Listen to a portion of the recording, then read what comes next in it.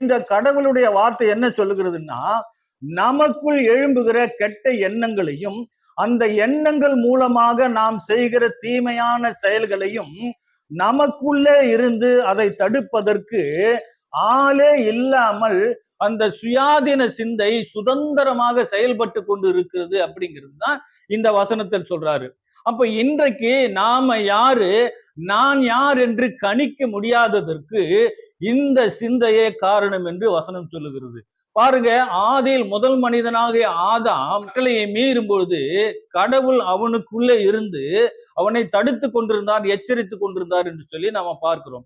அப்ப எப்பொழுது மனைவியின் சொல்லுக்கு கீழ்ப்படிந்து சாத்தானை தனக்குள்ள வர வைத்தாரோ அப்பொழுது கடவுள் அவனுக்குள்ளே இருந்து வெளியே சென்று விட்டார்.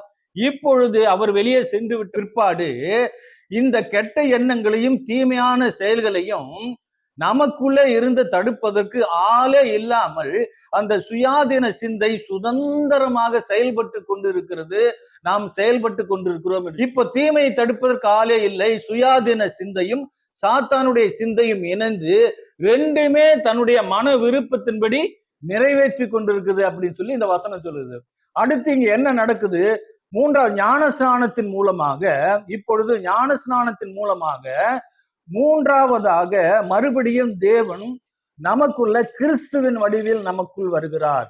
இப்பொழுது ஞானஸ்நானத்தின் மூலம் மூன்றாவதாக மறுபடியுமாக தேவன் கிறிஸ்துவின் வடிவில் நமக்குள் வருகிறார்.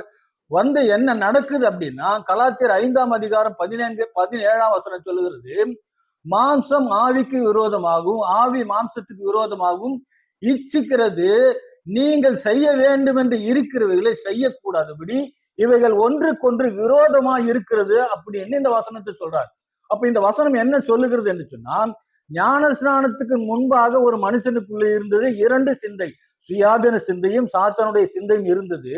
இப்ப ஞானஸ்நானம் எடுத்து விட்ட பிற்பாடு மறுபடியும் தேவன் கிறிஸ்துவின் வடிவிலே நமக்குள்ள வருகிறார்.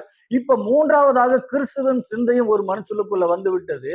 வந்த பிற்பாடு என்ன செய்கிறது அப்படின்னு சொல்லி பார்க்கும்போது, மாம்சம் ஆவிக்கு விரோதமாகவும் ஆவி மாம்சத்துக்கு விரோதமாகவும் இச்சிக்கிறது. அப்படி என்றால் இச்சிக்கிறது என்றால் விரும்புகிறது அப்படின்னு சொல்லி பார்க்கிறோம். இங்க மாம்சம் என்பது சாத்தானுடைய சிந்தை, ஆவி என்பது கிறிஸ்துவின் சிந்தை என்பதை நாம பார்க்கிறோம். இப்ப விரோதமாக போராடுகிறது என்று சொல்லும் போது இரண்டுக்கும் ஒன்றுக்கொன்று இங்க பல பரீட்சை நடக்கிறத நாம புரிந்து கொள்ள வேண்டும். இங்க ஒன்றுக்கொன்று பல பரீட்சை நடக்கிறது.